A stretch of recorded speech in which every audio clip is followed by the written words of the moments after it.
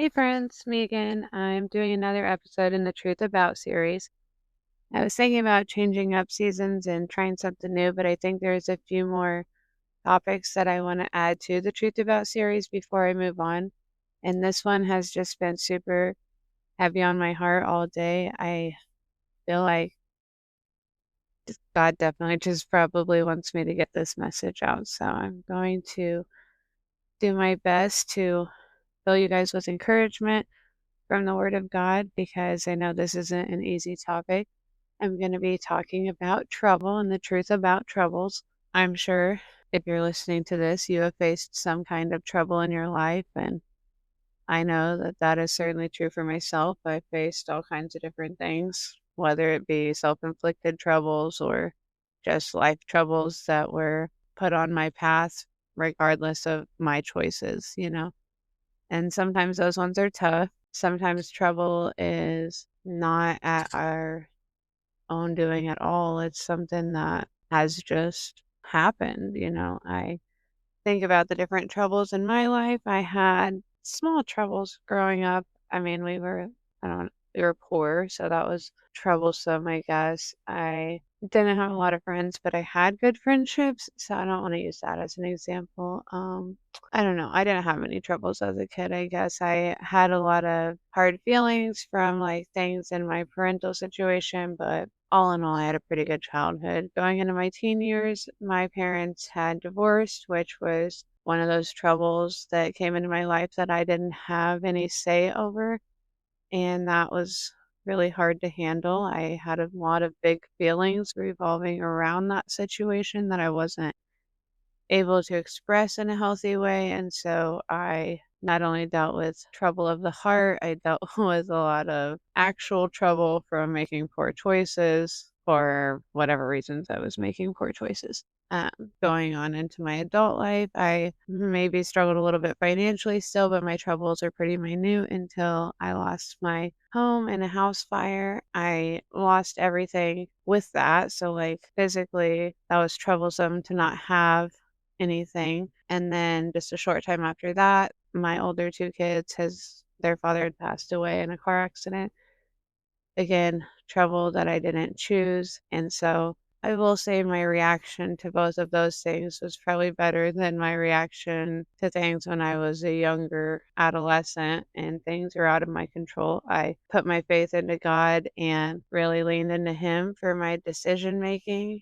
And so that process went a lot better post those troubles. But I remember being in the depth of my sorrow and my pain and just like so much stress and fear for the future and just sadness over the situation, anxiety about being a single mom and all of the troubles that were going to be coming along with our newfound situation. And oh, it was the worst. It was the absolute worst. I remember feeling it and just going through it. And I remember thinking to myself, like, nothing is going to make this better except for time. I just have to get through the days, and more days until this is so far away that I am not feeling the effects so fully. And I think that's kind of just like how I reasoned in my mind. But I also knew that God had a purpose for my pain, that it was not going to go without some sort of purpose. And so I really tried to cling to God in the midst of what was going on, in the midst of not knowing what was going on. And one of my favorite verses is from James chapter 1, verse 2, and it says, "My brethren, count it all joy when you fall into diverse temptations, knowing that the trying of your faith worketh patience. But let patience have her perfect work, that ye may be perfect and entire, wanting nothing. And if any of you lack wisdom, let him ask of God, that giveth to all men liberally."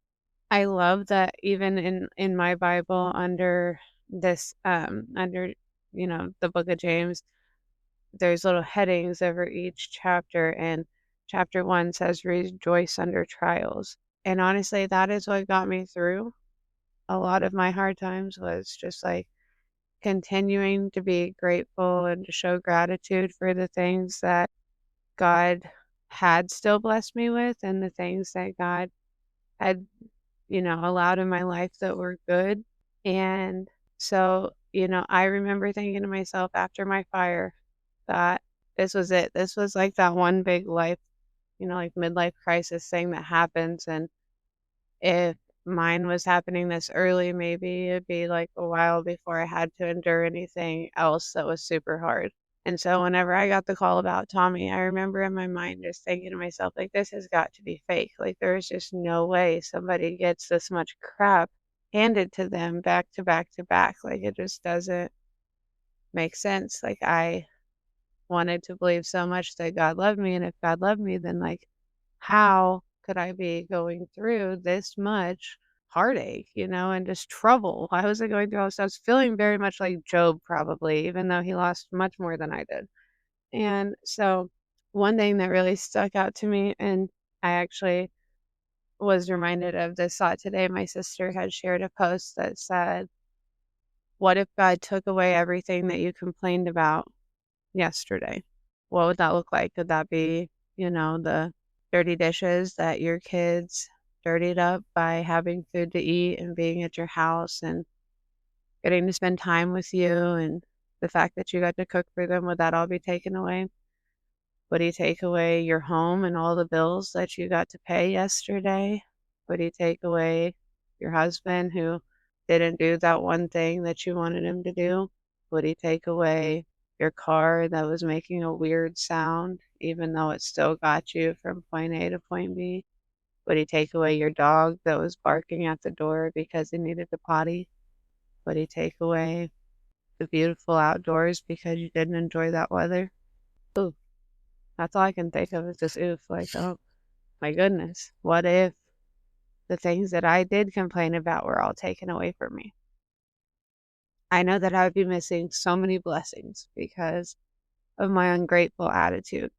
And I've worked really hard to change my heart posture and to be grateful and mindful of the things that I do have and of the blessings that I have and of the time with people that I love, that I've been blessed with.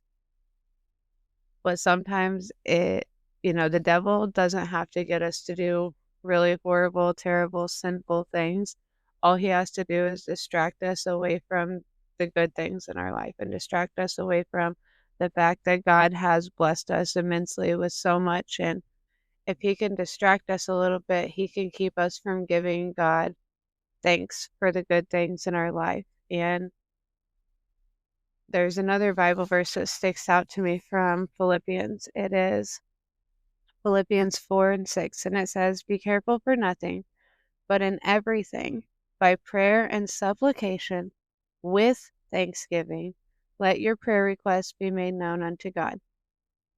And so let that be an encouragement to you, not just to, pray and ask God for things or pray for, you know, things that you want without having thanksgiving in your heart, without making it known that you're thankful for the things that God has already done and for all the supplication he's already made and all of the provision that he's already made and all of the things that he's already done for us.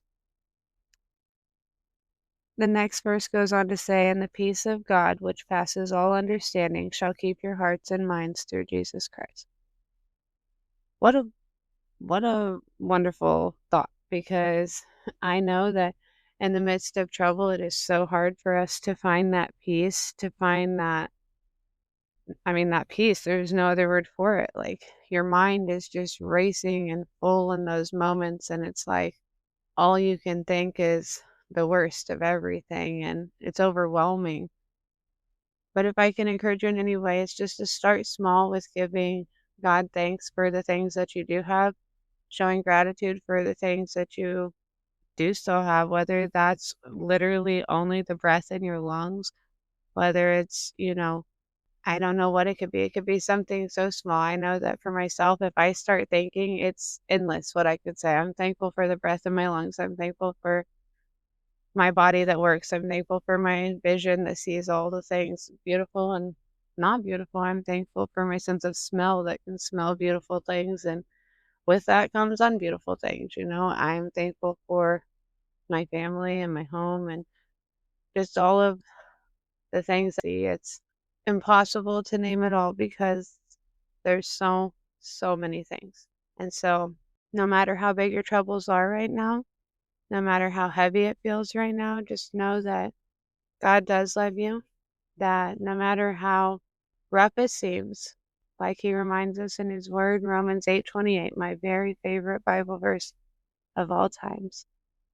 He is working out all things for the good of those that love him and are called according to his plan.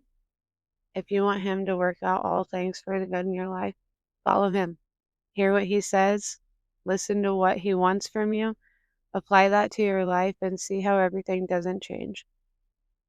You don't have to depend on anyone else. You don't have to find a really good preacher. You don't have to find a therapist. You don't have to find a self-help book. You don't have to find a new anything, a new nothing. All you have to do is give it to God completely and follow his plan for your life. You'll find so much peace in that. You'll find so much joy in that. And so be encouraged through your troubles, friends, and know that God is working out all things for your good. He's working out all things for making you perfect and whole and able to endure for the glory of his kingdom. And so I'll be praying for you all. Stay blessed, and I'll talk to you soon.